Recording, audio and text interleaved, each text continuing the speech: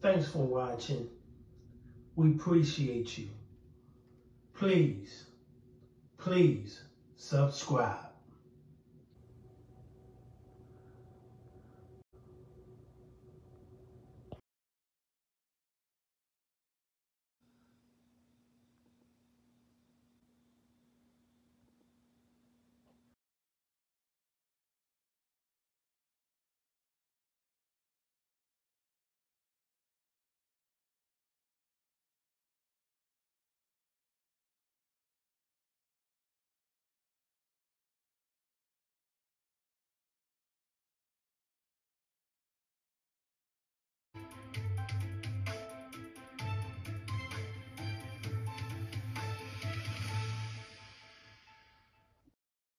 Do start with a former Missouri City police officer put to death. Fox 26's Sherman DeSell joining us now live from Huntsville, where Robert Fratta was executed just a little over an hour ago. Sherman.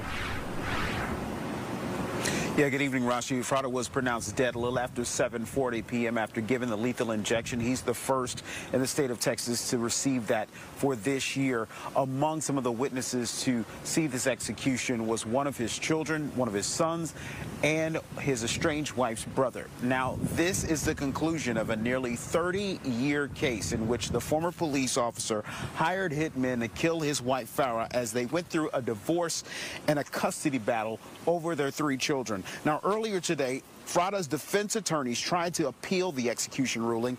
They claimed prosecutors were able to persuade a trial witness in their favor by withholding some evidence, but the Supreme Court denied that.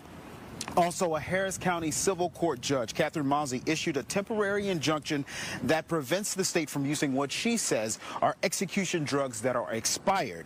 Pentobarbital is used in lethal injections in Texas. That's a common thing. The Department of Criminal Justice appealed that, and the Criminal Court of Appeals overruled that injunction. So family members, they chose not to speak tonight, but Harris County DA Kim Ogg did make a statement saying that the death penalty is deserved for the worst in America. Robert Fratta had his wife murdered to settle a divorce, something that millions of Americans go through. It was a premeditated crime. It involved 2 other people, a middleman and a shooter. And the victim, Farah Fratta's life, was negotiated down to $1,000 and a car. For this, she was murdered. Make no mistake about it, today is a day for Farah and her family. This is not about Bob. Bob was a coward in 1994 when he arranged the murder for hire of his estranged wife.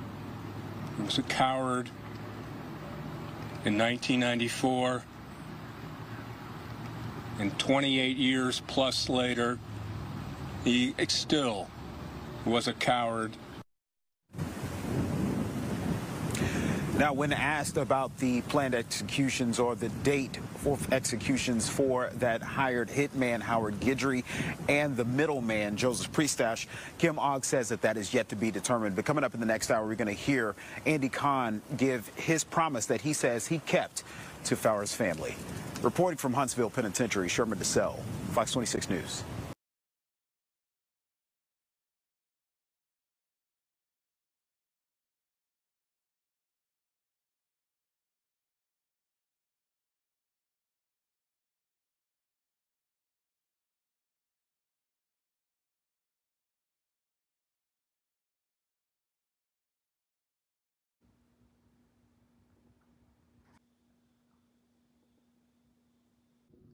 Thanks for watching.